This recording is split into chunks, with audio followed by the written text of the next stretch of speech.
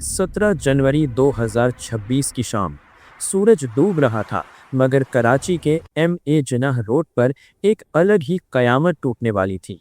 तसव्वुर करें, आप अपने बच्चों के साथ ईद की शॉपिंग करने निकले हैं, हाथ में खिलौने हैं और जहन में खुशियों के मंसूबे, लेकिन फिर सिर्फ एक लम्हे में सब कुछ अंधेरे में डूब जाता है। हजारों कह कहे अचानक चीखों में बदल जाते हैं। कुछ करो, हुकूमत को बोलो कुछ करो।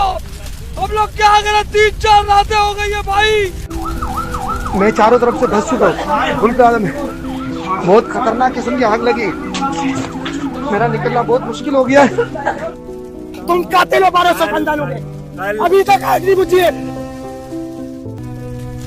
खरीदारी कर ली थी। ये कहानी सिर्फ एक इमारत के जलने की नहीं है, ये कहानी है उस शहर की जिसे हमने अपने ही हाथों से बारूद के ढेर पर खड़ा कर दिया है। अगले 8 मिनट में हम इस राख को कुरेदेंगे और उन मुजरिमों को बेनकाब करेंगे जिन्होंने जिंदा इंसानों को एक अमूदी भट्टी यानी वर्टिकल फर्नेस में तब्दील कर दिया। ये गुल प्लाजा का सानिया नहीं, ये एक मुनज़्ज़म कत्ल है। आइए थोड़ा पीछे चलते हैं। आज जहां गुल प्लाजा का ये देव हैकल और जला हुआ ढांचा खड़ा है, कभी यहाँ कराची का दिल धड़कता था। ये 1885 से 1975 का दौर था। इस ज़मीन पर कराची ट्रैमवे कंपनी की वर्कशॉप हुआ करती थी। ये एक खुली, हवादार और मुनज़्ज़म जगह थी जहाँ ट्रेनें मरम्मत के लिए आती थीं। लेकिन फिर ट्रैम बंद हो गई और ज़मीन की हवस जाग उठी। 1980 की दहाई में यहाँ कंक्रीट का ये जंगल उगाने का फैसला हुआ। मंजूरी सिर्फ 1021 दुकानों की दी गई थी, मगर हमारे सिस्टम की आंखें नोटों से बंद कर दी गईं। प्लाजा के अंदर नक्शे के खिलाफ 200 से जायद इजाफी दुकानें ठोस दी गईं। यहाँ तक कि बेसमेंट, जिसे कानून के मुताबिक खाली होना चाहिए था, वहाँ भी प्लास्टिक और कपड़े के गोदाम बना दिए गए। हमने खुद अपने लिए एक ऐसा मौत का कुआं तैयार किया जिससे निकलने का कोई रास्ता नहीं था। घड़ी पर शाम के 5:45 हुए थे। हफ्ते की शाम थी, इसलिए रश मामूल से ज़्यादा था। ऐनी शाहिदीन बताते हैं कि अचानक लाइट ने एक झटका लिया और फिर मेन पैनल में एक ज़ोरदार धमाका हुआ। ये शॉर्ट सर्किट था जो ओवरलोडिंग का नतीजा था। देखते ही देखते ग्राउंड फ्लोर से सियाह धुआं उठने लगा। ये आम धुआं नहीं था, ये जलते हुए प्लास्टिक, फोम और पॉलिएस्टर का जहरीला मुरक्कब था, जिसमें हाइड्रोजन साइनाइड जैसी गैसें शामिल थीं जो चंद सेकंड में इंसान को बेहोश कर सकती हैं। इमारत का डिज़ाइन ऐसा था कि वो एक चिमनी बन गई। नीचे की आग ने गर्म हवा को ऊपर की तरफ धकेला और चंद ही मिनटों में ऊपर की मंजिलें भी तपती हुई भट्टी बन गईं। लोग भागे, जिंदगी की उम्मीद में सीढ़ियों की तरफ लपके, मगर वहां उनका इस्तकबाल तालों ने किया। जी हाँ, दुकानदारों और इंतज़ामिया ने चोरी के डर से इमरजेंसी रास्तों को ताले लगा रखे थे। वो दरवाजे जो जिंदगी बचाने के लिए थे, वो मौत की दीवार बन चुके थे। कॉरिडोर्स में धुआं इतना घना था कि अपना हाथ भी दिखाई नहीं दे रहा था। ऊपर की मंजिलों पर मौजूद खवातीन और बच्चे खिड़कियों की तरफ भागे। नीचे सड़क पर खड़े लोग बेबसी से ये मंजर देख रहे थे। एक सर्वाइवर ने रोते हुए कहा, मैं दीवार के उस पार एक बच्चे की आवाज़ सुन सकता था। वो रो रहा था और कह रहा था, अंकल दरवाज़ा खोले, मेरा दम घुट रहा है, लेकिन मेरे पास कोई औजार नहीं था। और फिर वो आवाज़ आहिस्ता आहिस्ता खामोश हो गई। अब सवाल ये है कि जिनका काम बचाना था वो कहाँ थे? फायर ब्रिगेड को इत्तला मिली, गाड़ियाँ निकलीं, लेकिन रास्ते में कराची के तरक्कियाती मंसूबों ने उनका रास्ता रोक दिया।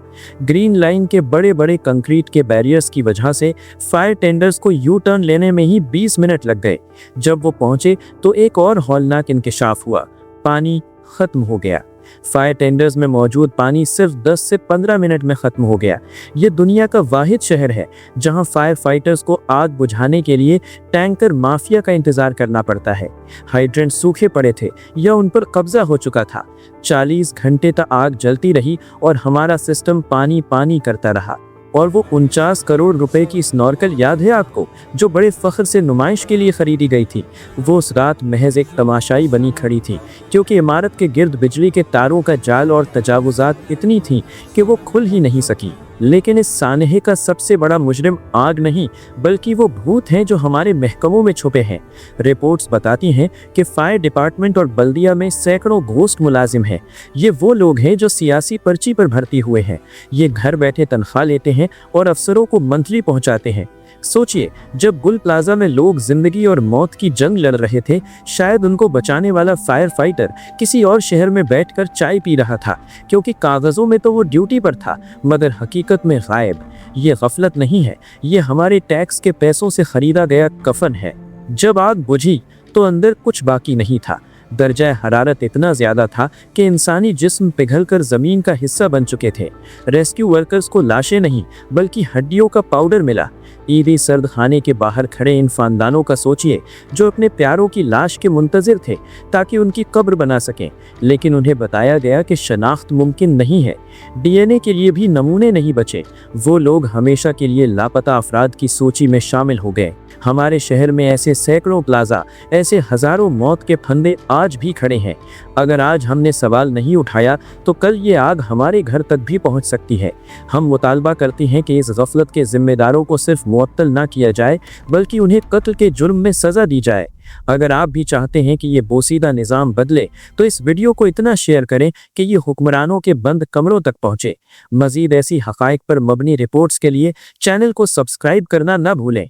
कमेंट्स में बताएं, क्या आप इस शहर में खुद को महफूज समझते हैं?